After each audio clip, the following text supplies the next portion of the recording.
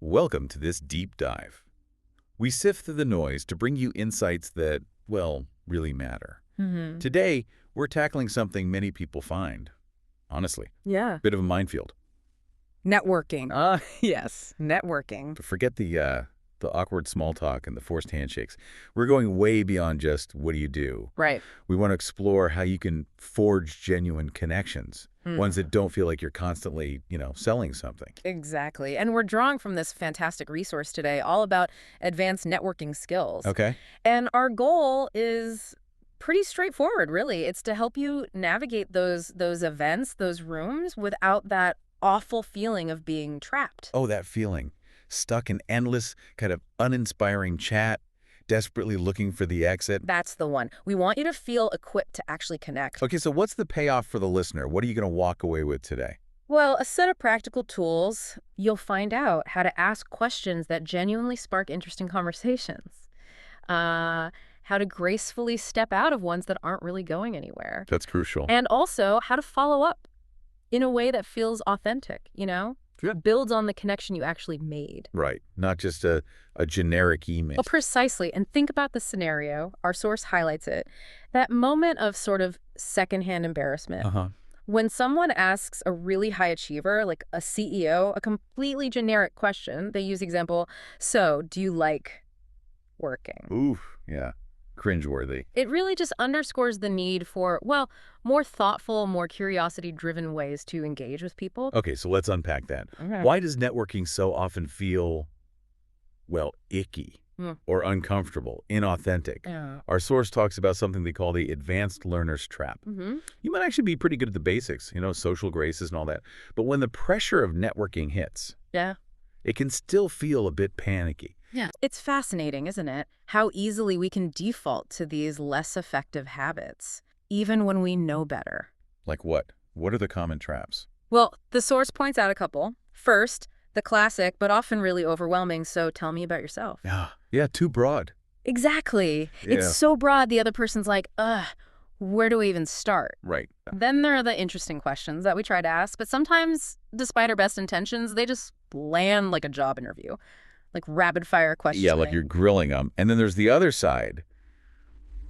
Maybe you find someone in a similar field, Oh, yes. and suddenly you realize you've spent, like, the last half hour just geeking out about the super specifics of your job. Total conversational black hole. We've all been there or seen it happen. Definitely. So as we get into this, maybe think of it as a kind of mental diagnostic for yourself. Okay. We'll touch on examples of networking chats, some that really take off, others that just fizzle out. Right. And as you listen, try to pinpoint those turning points. What made it spark or what made it stall? Recognizing those patterns. Mm. That's the first step, isn't it? Yeah, Towards having better interactions. absolutely. Okay. Right.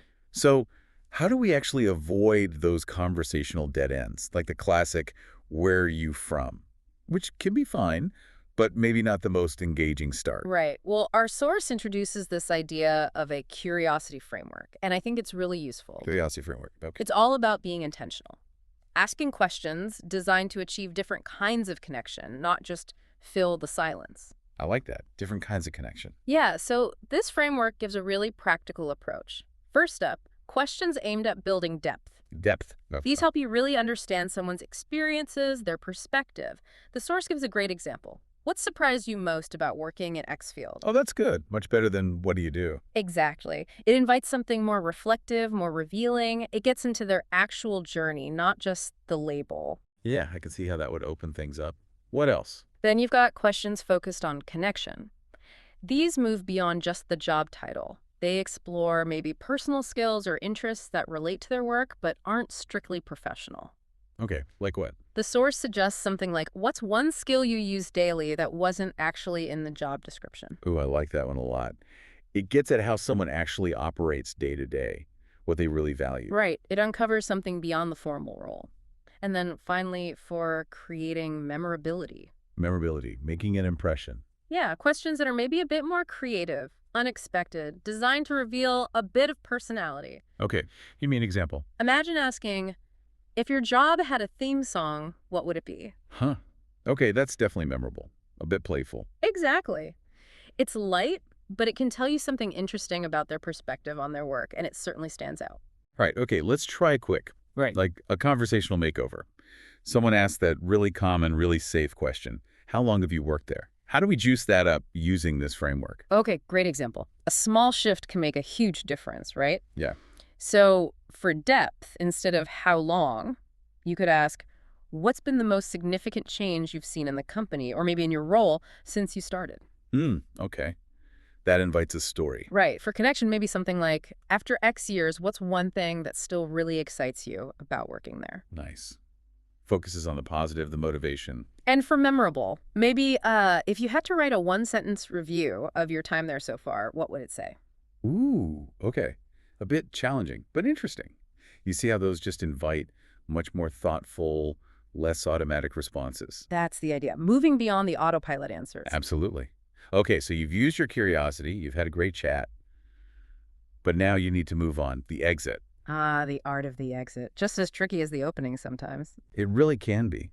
How do you escape smoothly without that awkward shuffle? Yeah, nobody wants to feel trapped or like they're trapping someone else. Our source has some really smooth strategies for this. Okay, lay them on me. Strategy 1, the pass-off. The pass-off. Sounds intriguing. It's basically introducing the person you're talking to someone else you think they'd connect with, politely bridging them to another conversation. How would that sound? Something like, oh, Sarah, have you met David? David, Sarah also works in sustainable finance. You two might have a lot to talk about. Something like that. Ah, okay. It's helpful, not just bitching them. Exactly. It's a thoughtful transition. Then there's the future plan. Makes sense. Setting up a next step. Right. You suggest continuing the conversation, but later, this has been really fascinating, especially your point about X. I'd love to maybe continue this. Would you be open if I sent you a quick email about it? Keeps the door open, low pressure. I like it. Yeah. And strategy 3 is the compliment close. Ending on a high note. Precisely. You offer a genuine compliment while clearly signaling you're moving on. Something like, wow, this has been so insightful, thank you. I should probably let you mingle some more. Or, really enjoyed this chat. I'll let you get back to working the room. Positive, clear. Mm-hmm. Nice. It's unambiguous but polite. And just for fun and maybe a cautionary tale, our source mentions this shame file of awkward exits to avoid. Oh, yeah. The example they give is like, I need to refill my water from the bathroom.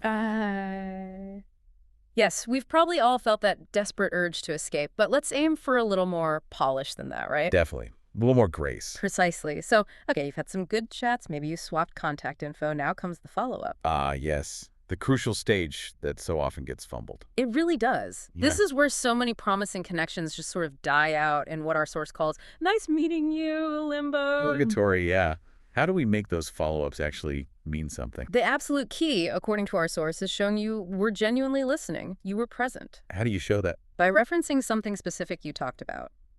Don't just send, great meeting you. Try, I was really thinking about your point on how AI is changing recruitment. Or, Right. that book you recommended sounds fascinating. Right. It proves you weren't just nodding along. You actually absorbed something. Exactly. And adding value is huge, too. Value. Like what? Well, if you discussed a particular resource, or maybe you mentioned an article relevant to their interests, send it. Okay. Attach the link. Share a brief thought connected to your chat. The source suggests keeping it low pressure. Add a line like, no need to reply, just thought you might find this interesting. That takes the pressure off them. Makes it feel generous, not demanding. Exactly. It's helpful without asking for anything back right away. And keep it easy for them, concise, focused. Makes sense. And our source adds a really interesting culture note here, too. Oh. Just being aware that different cultures can have different expectations about follow-up timing. Ah, that's a good point. Yeah, like in some places, a quicker follow-up is totally normal, expected even. In others, maybe a slightly longer gap feels more appropriate. It's just something worth being mindful of, especially in international settings. Definitely valuable context.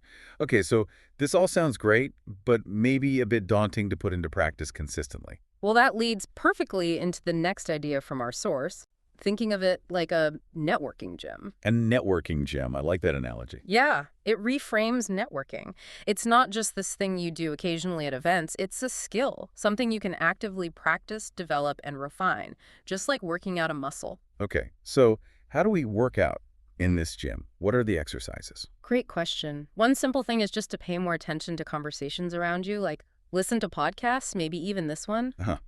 Shameless plug. Well, observe how hosts or skilled interviewers ask questions that deepen the conversation and build rapport. You can learn a lot just by listening actively. True. What else? Role-playing sounds a bit cheesy maybe, but it can be super effective. How so? Practice with a friend, a colleague. Have one person deliberately be a bit awkward or hard to talk to. The awkward networker role. Exactly. It lets you try out different questions, different exit strategies, all in a safe space where the stakes are low. That makes sense. Get the fumbles out of the way before the real event. Right. And another really practical tip I liked, actively collect interesting questions. Collect them. Like build a list. Yeah. See a good question on someone's LinkedIn profile, hear one in a talk, read one in an article. Jot it down. Build your own little toolkit of go-to conversation starters that feel authentic to you. Okay, that's very actionable. A question bank. Exactly. And they offer one more pro tip, which I thought was surprisingly effective, especially for managing those pre-event nerves. Oh, yeah. What is it? If you're feeling anxious about approaching people, try being upfront about it.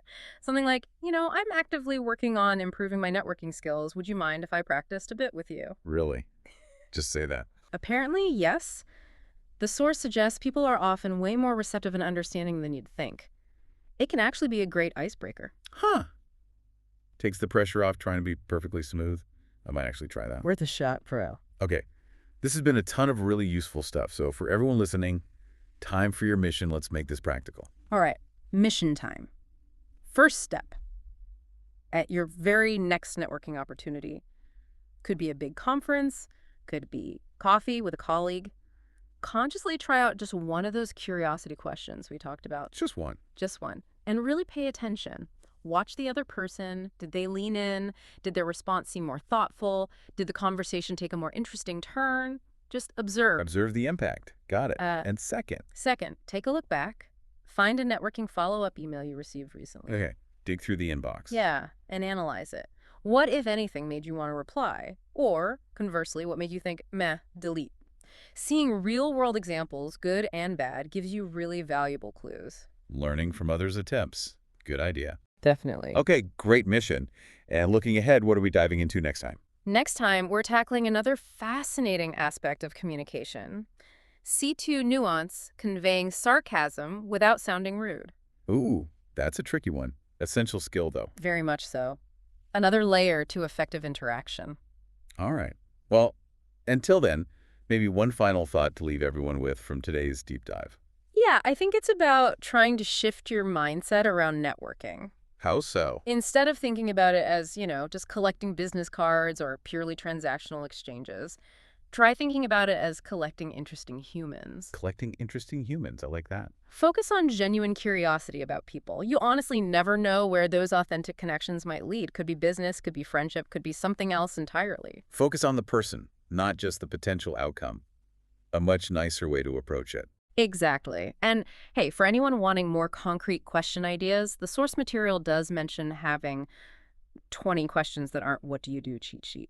Might be worth looking for if you want more prompts. Excellent tip. All right, that's our deep dive for today. Thanks for joining us. My pleasure.